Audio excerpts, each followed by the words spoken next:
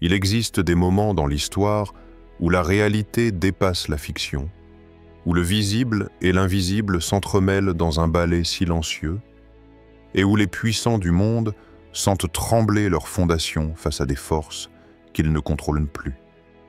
Imaginez une nuit, dans un lieu où se décident souvent les destins du monde. Le palais de l'Élysée, cœur politique de la France. Une réunion secrète. Pas une conférence diplomatique comme les autres, mais un échange discret, presque confidentiel, entre des responsables algériens et le président Emmanuel Macron. Le sujet évoqué? Un nom qui, depuis des siècles, habite les croyances, les espoirs et les craintes des peuples musulmans. L'imam Mahdi. Mais cette fois, il ne s'agit pas d'un simple concept religieux. Ce nom est évoqué comme un facteur géopolitique, une réalité spirituelle que les dirigeants ne peuvent plus ignorer. Un homme qui, selon ceux qui croient en lui, viendra pour restaurer la justice, bouleverser les systèmes corrompus et faire trembler les puissants. Le président français lui-même aurait été abasourdi, presque inquiet face à ce que ses représentants algériens lui ont confié. Car il ne s'agit pas d'une fable. Il s'agit d'une prophétie en marche, une force qui s'éveille dans l'ombre, prête à se révéler avec tout ce qu'elle implique pour l'équilibre du monde. Dans cette vidéo, nous allons plonger ensemble au cœur de cette rencontre secrète, dévoiler les avertissements qu'elle a apportés et surtout, comprendre ce que cela signifie pour notre époque, pour notre monde et pour chacun d'entre nous. Car au-delà des jeux de pouvoir et des discours officiels, il y a une dimension spirituelle profonde qui nous touche tous, qu'on y croit ou non. Une dimension où la conscience humaine et les mystères de l'âme s'entrelacent, rappelant que le destin ne se forge pas seulement sur les cartes géopolitiques, mais aussi dans la foi et la patience des croyants. Avant d'aller plus loin, pose-toi cette question. Dans un monde où l'invisible influence le visible, où la sagesse ancienne rencontre la politique moderne, sommes-nous prêts à écouter ce que les puissants refusent de voir? Sommes-nous prêts à accueillir la vérité qui vient, même si elle bouleverse nos certitudes? Dans les prochaines minutes, je t'invite à ouvrir ton cœur et ton esprit. Nous allons explorer 5 temps forts qui racontent cette histoire secrète. La réunion mystérieuse à l'Élysée, l'avertissement prophétique venu des terres profondes d'Algérie, la réaction étonnée du président français, l'éveil silencieux des nations et enfin, la prière de ceux qui attendent et tendent dans le silence. Cette vidéo n'est pas seulement une information, c'est un voyage intérieur, une méditation sur le pouvoir, la foi et la justice divine. Alors, prépare-toi. Le voile va se lever sur ce qui se trame dans l'ombre. Et peut-être que toi aussi, tu feras partie de ceux qui entendent cet appel et y répondent. Une réunion nocturne. Quand la politique tremble face à l'invisible Paris. Minuit passé. Les couloirs de l'Élysée résonnent encore de murmures étouffés et de pas feutrés. Ce soir-là, un rendez-vous devait rester discret. Très discret. Une réunion confidentielle tenue à huis clos entre les plus hauts responsables de l'État français et une délégation venue d'Algérie. Mais ce qui s'est dit entre ces murs n'a rien à voir avec les dossiers classiques. Il ne s'agissait pas de contrats d'énergie, ni même de questions migratoires. Ce qui a été évoqué a fait trembler le silence. Un mot a été prononcé, presque chuchoté, comme un secret trop ancien pour être révélé. Al-Mahdi. Le représentant algérien, un homme d'une 50aine d'années, formé autant à la géopolitique qu'à la tradition spirituelle soufie, aurait regardé Emmanuel Macron droit dans les yeux. « Monsieur le Président, vous ne réalisez pas ce qui approche. L'Occident observe le chaos, mais ne comprend pas ses racines. En Afrique du Nord, au Levant, dans les cœurs, quelque chose se prépare. Un réveil, pas idéologique, spirituel. Le Mahdi Macron, d'après les rumeurs recueillies par une source très proche du ministère de l'Intérieur, aurait froncé les sourcils. Croyez-vous vraiment que ces croyances peuvent déclencher des mouvements politiques? Mais le diplomate algérien, impassible, aurait rétorqué: ce que vous appelez croyance chez nous, c'est une attente sacrée. Et chez certains, une certitude. Est-ce que le fruit d'une imagination enfiévrée, ou bien la marque d'un monde invisible, que les élites ont ignoré trop longtemps? Des documents non officiels circulent depuis cette nuit. Des analystes du renseignement parlent d'un changement de ton dans certains cercles algériens. Plus de références aux anciens hadiths, plus de discussions sur les cycles prophétiques. Et surtout, une conviction: les signes sont là. Mais qu'est-ce qui a changé? Pourquoi maintenant? Pourquoi ce message, dans un lieu si hautement symbolique comme l'Élysée? Car au fond, cette question secoue non seulement la diplomatie, mais la conscience. Et si la venue du Mahdi n'était pas un mythe réservé aux croyants fervents? Et si des gouvernements, dans l'ombre, commençaient à prendre cette hypothèse au sérieux? Des observateurs avertis affirment que certains services secrets du Maghreb, du Moyen-Orient mais aussi d'Europe, ont depuis intensifié leur veille sur des forums religieux, des groupes spirituels et même des conférences ésotériques. Ce n'est plus une curiosité, c'est devenu un facteur de stabilité ou de rupture. Ils complotent et Allah complote. Et Allah est le meilleur des comploteurs. Sourate Al-Anfal, verset 30. Combien de réunions nocturnes ont eu lieu sans que personne n'en entende parler? Combien de chefs d'État ont reçu des mises en garde qu'ils n'ont pas su interpréter? Et combien de fois encore l'invisible frappera-t-il à la porte du visible sans être reconnu? Il y a quelques années, un ancien imam vivant à Marseille aurait raconté cette histoire dans un cercle restreint. Un homme l'aurait approché après la prière du Fajr, vêtu d'un long manteau noir, le visage partiellement couvert. Il ne demandait pas de l'aide, il apportait un message. Prépare-les, le vent qui va souffler n'aura pas de drapeau, mais les cœurs purs le reconnaîtront.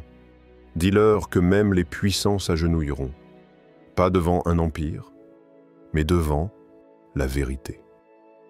L'imam a partagé ce récit peu avant sa mort, bouleversé. Il disait avoir ressenti ce jour-là une présence plus ancienne que ce monde. Et toi, crois-tu que ceux qui gouvernent ce monde sont vraiment aveugles à ce que le monde invisible prépare? Ou bien font-ils semblant de ne pas voir, parce qu'ils ne peuvent pas empêcher ce qui vient? Ce qui s'est dit dans cette salle de l'Élysée cette nuit-là n'a peut-être pas changé la politique française, mais pour certains, ce fut le début d'une peur qu'ils n'arrivent plus à nommer. Un mot a été murmuré, un nom. Et parfois, il suffit d'un nom pour que les fondations les plus solides commencent à trembler. Le Mahdi, ce n'est plus une rumeur, c'est une possibilité. Et dans les hautes sphères, les vérités spirituelles deviennent parfois les plus grandes menaces. 2. L'avertissement algérien. Le message d'un vieux sage du Sud. Loin des capitales bruyantes, des rues embouteillées et des couloirs dorés du pouvoir. Il existe un autre monde. Un monde de silence, de poussière, de pierre et de feu. Un monde où les voix ne crient pas. Elles murmurent à ceux qui savent écouter. Dans les montagnes du Hogar, au cœur du désert algérien, là où les étoiles semblent parler plus fort que les hommes, vit un vieux sage que les habitants appellent en silence, le marcheur invisible. On ne connaît ni son vrai nom, ni son origine. Certains disent qu'il était imam, d'autres affirment qu'il a vécu en ermitage pendant 40 années, isolé entre ciel et sable. Un jour, avant son départ pour Paris, un diplomate algérien a été conduit jusqu'à lui. Il n'a pas cherché à poser des questions. Il savait que dans ces terres, c'est le silence qui parle en premier.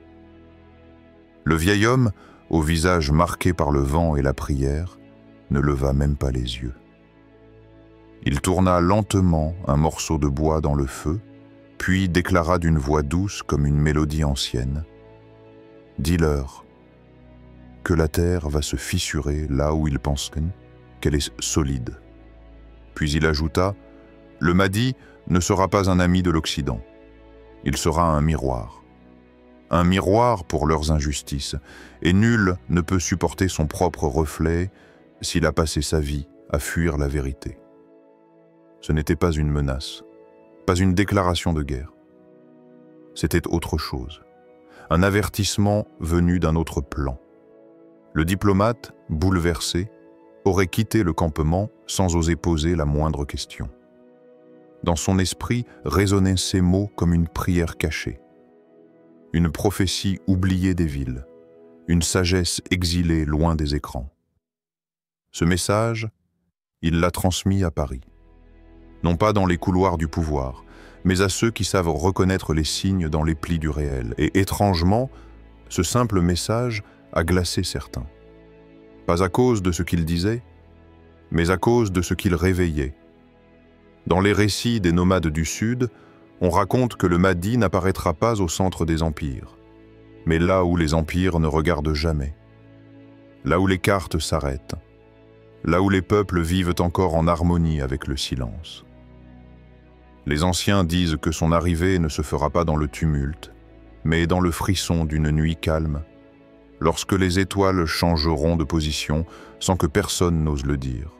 Et nous ne faisons reculer le châtiment que pour un terme compté. Sourate Hud 8.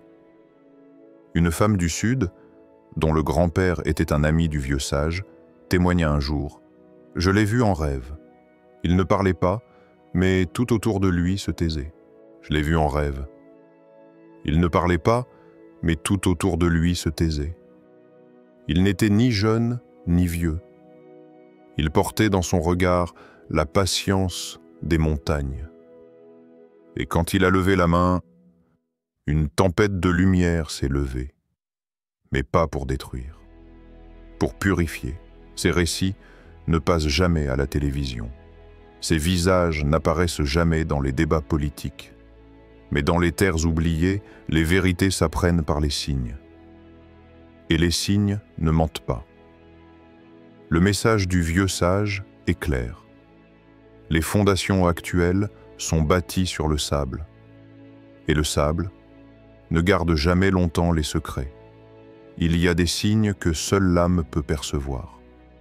Ceux qui vivent dans les villes cherchent des preuves avec des caméras. Ceux qui vivent dans le désert ferment les yeux et regardent avec le cœur. Et si les terres que l'on a appelées arriérées étaient en réalité des gardiennes de vérité cachées? Et si ces hommes oubliés des cartes diplomatiques savaient ce que les stratèges ignorent? Et si la vérité ne se transmettait plus par la logique, mais par les frissons que l'on ressent sans savoir pourquoi? Penses-tu que les sages des terres oubliées connaissent des vérités que les médias n'osent pas nommer? Et si l'avenir du monde ne dépendait plus des puissants, mais de ceux qu'on n'écoute jamais, le message du vieux sage continue de voyager. Invisible pour ceux qui ne croient qu'à ce qu'ils peuvent toucher, couché, mais clair comme le feu, pour ceux qui ressentent ce que l'œil ne peut voir. 3. L'abasourdissement de Macron, la peur de l'incontrôlable. Dans les salons du pouvoir, on ne craint pas les armes, on ne redoute pas les discours. Ce que l'on redoute vraiment, c'est ce que l'on ne peut ni prévoir ni contrôler. Et ce jour-là, Emmanuel Macron n'a pas tremblé à l'évocation d'un nom mystique. Ce n'est pas le Mahdi qui a glacé la pièce, mais ce que ce nom représente, la fin de l'ordre établi. Lors de cette réunion confidentielle, alors que les sujets tournaient autour du Sahel, de la stabilité nord-africaine et des enjeux énergétiques, un diplomate algérien, calme sûr de lui, aurait orienté la conversation vers une vérité que peu osent aborder frontalement. « Monsieur le Président, les signes s'accélèrent. Certains parmi nous sont convaincus. Le Mahdi est proche. Et cela changera tout. Macron, perplexe, aurait d'abord esquissé un sourire poli. Mais très vite, son regard se serait durci. Pas par moquerie, par inquiétude. Car ce qu'on lui annonçait là, ce n'était pas un soulèvement politique. Ce n'était pas une révolte sociale. C'était un mouvement qui n'obéit à aucune logique institutionnelle. Un homme guidé par Dieu. Un homme sans parti, sans chef d'État derrière lui. Un homme que ni la France, ni l'OTAN, ni même l'ONU ne pourra mettre à la table des négociations. Un mouvement spirituel? Encore un? Mais si cela devient réel, si cela touche les cœurs, alors c'est un feu que rien n'éteint. Et c'est là que la peur naît. Pas une peur rationnelle, mais une peur archaïque, celle qui naît lorsque l'ordre humain sent qu'il n'est plus le centre de la carte. Alors Macron aurait demandé « Et que compte-t-il faire s'il apparaît ?» Le diplomate n'a pas haussé le ton. Il n'a pas cherché à convaincre. Il a seulement répondu « Il ne suit pas d'agenda humain, il vient pour rétablir la justice. » Un silence, un long silence. Pas vide, mais rempli de ce que personne n'ose nommer.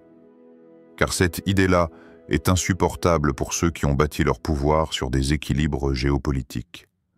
Un homme qui ne veut ni pouvoir ni fortune, un homme qui ne négocie pas, un homme incontrôlable parce qu'il obéit à une autorité divine. Macron est un homme de stratégie. Il pense en termes de rapport de force, de diplomatie, de contrôle des récits. Mais face à une force qui ne joue pas selon les règles, les outils classiques deviennent inutiles. Et cela perturbe les fondations de tout dirigeant. Parce que le Mahdi, s'il apparaît, ne se présente pas comme un chef. Il rassemble sans séduire. Il mobilise sans promettre. Il inspire sans parler de programme. Et nous voulons favoriser ceux qui ont été opprimés sur la terre et faire d'eux des dirigeants et faire d'eux les héritiers. Sourate Al-Qasas, verset 5. Mais au fond, ce n'est pas Emmanuel Macron qui doit être interrogé ici. C'est toi. Toi qui écoutes cette vidéo. Toi qui sens peut-être dans ton cœur un frémissement étrange, une attirance pour cette idée, qu'un homme guidé par Allah puisse renverser ce monde d'injustice. Mais si cet homme apparaissait demain, si les signes devenaient clairs, si la terre tremblait, le suivrais-tu ou préférerais-tu rester dans ta zone de confort? Attendre qu'il prouve qu'il est le bon, qu'il mérite ton attention, comme on exige des preuves de ce qui ne relève que de la foi? Si un homme apparaissait demain guidé par Dieu, serais-tu prêt à le suivre? Ou préférerais-tu rester dans ta zone de confort en observateur passif d'une révélation que tu redoutes au fond?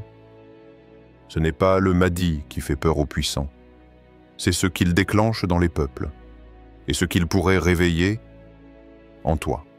4. L'éveil des nations.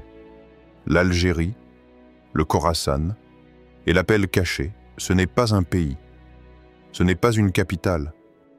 C'est un souffle global, un murmure sous la surface de ce monde bruyant que seuls les cœurs éveillés peuvent entendre. L'Algérie a parlé. Oui, mais elle n'a pas parlé seule. Elle a dit tout haut ce que d'autres peuples commencent à ressentir, en silence. Dans l'ombre des médias, loin des projecteurs et des débats politiques, un éveil s'opère. Un éveil invisible mais irrésistible. Des groupes d'hommes et de femmes, discrets, inconnus, invisibles, se lèvent intérieurement. Pas pour faire la guerre, pas pour défier les gouvernements, mais pour incarner une promesse. Cette promesse, elle n'est pas écrite dans les constitutions. Elle ne se trouve pas dans les traités ni les pactes militaires. Elle se trouve dans l'âme, dans ce frémissement intérieur que beaucoup ressentent aujourd'hui. Quelque chose approche, quelque chose de grand, quelque chose d'irréversible. En Iran, certains cercles mystiques chuchotent le nom du Mahdi depuis des siècles. Mais depuis peu, il cesse d'attendre. Il se lève. Au Pakistan, dans les vallées oubliées et les écoles spirituelles, les signes se recoupent. On parle de la fin des illusions politiques. On parle de l'émergence d'une force que rien ne pourra acheter. En Afrique, des cercles soufis et des sages silencieux redécouvrent des anciennes prophéties transmises oralement. Ils ne cherchent pas la confrontation. Ils se préparent à l'appel. Et en Europe, oui, même en Europe, des hommes et des femmes, parfois d'origine musulmane, parfois non, se tournent vers une lumière qu'ils ne peuvent encore nommer. Mais ils sentent. Ils sentent qu'un nouvel ordre spirituel est en train d'émerger. Pas un empire, pas une idéologie, mais un retour au centre. Et parmi ces peuples dispersés, les 313 seraient déjà en mouvement. Pas sur des champs de bataille, mais dans les cœurs. Ce chiffre n'est pas aléatoire. Il évoque ceux qui ont accompagné les grands changements de l'histoire divine. Ce ne sont pas des super-héros. Ce sont des âmes alignées. Des hommes et des femmes capables de dire « Je suis prêt, je suis debout ». Non pas pour moi, mais pour la vérité. Leur mission, pas d'imposer, mais d'éclairer. Pas de prendre, mais de rendre. Et c'est là que l'Algérie entre dans l'histoire, non pas comme un acteur politique, mais comme un signal déclencheur. Quand un diplomate algérien évoque le Mahdi, ce n'est pas une provocation, c'est un acte prophétique, un choc vibratoire envoyé à l'Occident.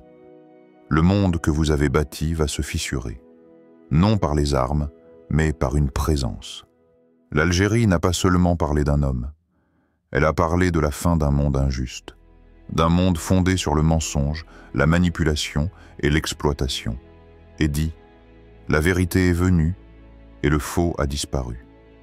Car le faux est destiné à disparaître. » Sourate Al-Isra 4:31. Et toi, oui, toi, qui regardes cette vidéo, ne sens-tu pas, au fond de toi, une vibration étrange, une tension douce, comme si quelque chose te disait « Réveille-toi, prépare-toi, tu fais partie de quelque chose de plus vaste que ta propre vie. » Est-ce un hasard si tu entends ces mots aujourd'hui?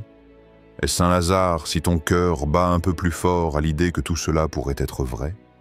Et toi, entends-tu cet appel silencieux? Ressens-tu que ton âme se prépare à une ère nouvelle? Les nations s'éveillent, pas sur les cartes, mais dans l'invisible. Et lorsque l'invisible deviendra visible, ceux qui auront préparé leur âme seront déjà en marche. 5. Une prière dans le silence. L'attente des croyants. Quand les puissants ferment leurs portes, quand les palais s'isolent derrière leurs murs de pierre, leurs barrières de peur, quelque chose d'autre s'ouvre, quelque chose de bien plus haut, bien plus profond, bien plus réel. Les cœurs ouverts, eux, ne se barricadent pas. Ils se tournent vers les cieux. Ils élèvent des prières que personne n'entend, des soupirs qu'aucune caméra ne filme, des larmes que seuls les anges comptent. Quand l'Élysée tremble devant un nom, les croyants, eux, tremblent devant Allah. Pas par peur, par amour, par manque, par soif de justice. Ce n'est pas un homme qu'ils attendent, c'est une délivrance. Un éclair de lumière dans ce monde noyé d'ombre. Un cri de vérité dans ce siècle de confusion.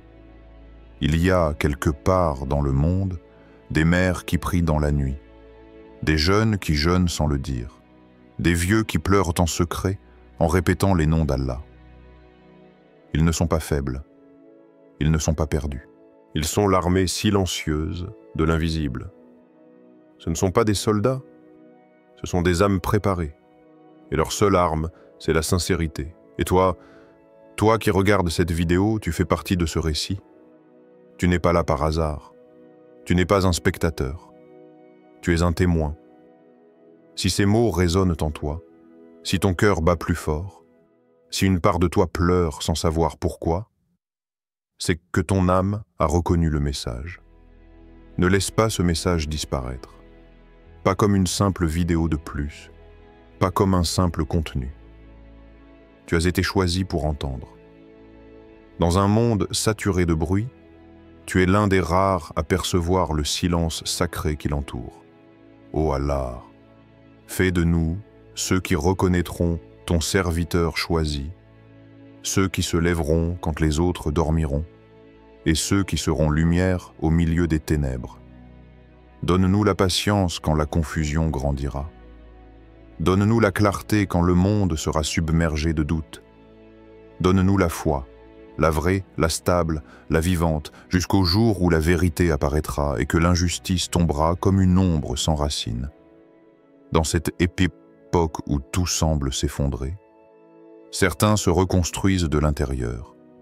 Ils ne courront plus après les promesses de ce monde. Ils écoutent l'appel discret venu d'en haut. Et si tout ce que tu vis depuis des années, toutes tes épreuves, tes attentes, tes silences, n'étaient en fait que des étapes pour t'emmener ici, à ce moment où ton âme comprend enfin pourquoi elle a tant espéré. Et si tout ce que tu entends depuis des années n'était qu'un appel discret vers ce moment-là, es-tu prêt à répondre? Si oui, commence par une prière, une vraie, une qui vient du fond, et laisse Allah t'emmener là où il veut que tu sois. Nous sommes arrivés au terme de ce voyage.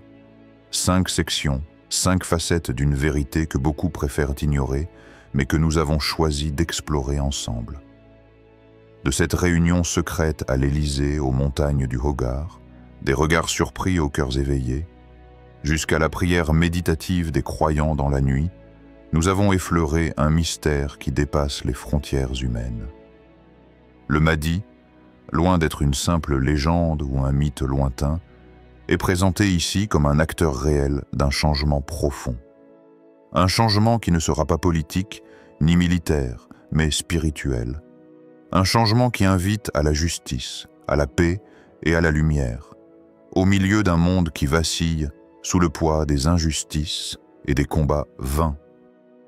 Nous avons vu que ce ne sont pas seulement les puissants qui tremblent devant ce nom, mais aussi, et surtout, les croyants qui pleurent dans le silence, les âmes qui veillent, celles qui portent la flamme de la patience et de la foi. Le message que nous portons aujourd'hui n'est pas celui de la peur, ni de la colère, ni de la division. Il est un appel à l'éveil, un rappel que le vrai pouvoir appartient à celui qui guide les cœurs. Et toi qui as écouté ces mots, qui as senti ces histoires vibrer en toi, tu n'es pas un simple spectateur. Tu es une partie de ce récit, un acteur dans cette attente silencieuse. Mais l'attente n'est pas passive. Elle est un engagement. Un engagement à cultiver la patience face aux épreuves, à chercher la lumière même dans les ténèbres, à être prêt quand la vérité apparaîtra. Car le monde change, que nous le voulions ou non. Des forces invisibles, des mouvements de conscience s'éveillent dans les cœurs des hommes et des femmes de toutes les nations. L'Algérie n'est pas seule dans cette attente. Le Khorasan, d'autres terres anciennes et même des âmes dispersées aux 4 coins du globe se préparent à incarner ce renouveau. Alors, en ce moment même, pose-toi cette question essentielle. Es-tu prêt à répondre à cet appel? Prêt à reconnaître la lumière quand elle viendra, même si elle vient dans des formes inattendues? Prêt à abandonner les certitudes fragiles pour embrasser une justice plus haute? Prêt à devenir un porteur de paix et de lumière, même si cela demande du courage? Ce chemin n'est pas facile. Il est parsemé d'épreuves, de doutes, de nuits sans fin. Mais chaque pas vers la vérité est une victoire sur l'obscurité.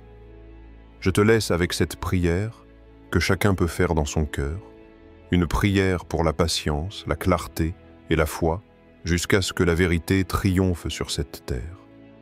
Ô Allah, fais de nous ceux qui reconnaîtront ton serviteur choisi, ceux qui se lèveront quand les autres dormiront, et ceux qui seront lumière au milieu des ténèbres. Donne-nous la patience, la clarté et la foi, jusqu'au jour où la vérité triomphera. Merci d'avoir partagé ce moment de réflexion.